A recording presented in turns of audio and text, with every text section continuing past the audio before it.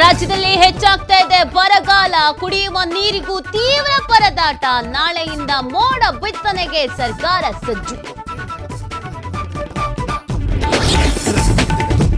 TB ಡ್ಯಾಂನಿಂದ ಬಲದಂಡೆ ಎಡದಂಡೆ ಕಾಲುವೆಗಳಿಗೆ ನೀರು ಬಿಡುಗಡೆ. ಕರ್ನಾಟಕದ ಪಾಲಿನ ನೀರು ಮಾತ್ರ ಹರಿಸುತ್ತಿರುವ ಆರೋಪ.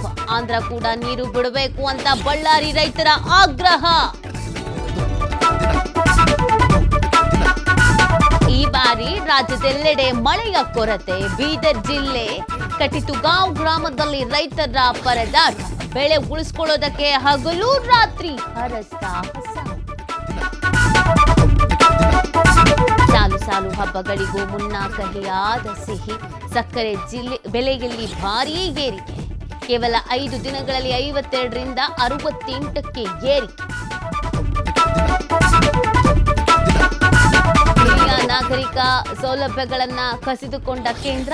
ರೈಲು ಪ್ರಯಾಣದ ಶೇಕಡ 40ರಷ್ಟು ರಿಯಾಯಿತಿ ಸ್ಥಗಿತ. 6 ವರ್ಷಗಳಿಂದ ಮನವಿ ಮಾಡಿದ್ರೂ ಡೋಂಟ್ ಕೇರ್.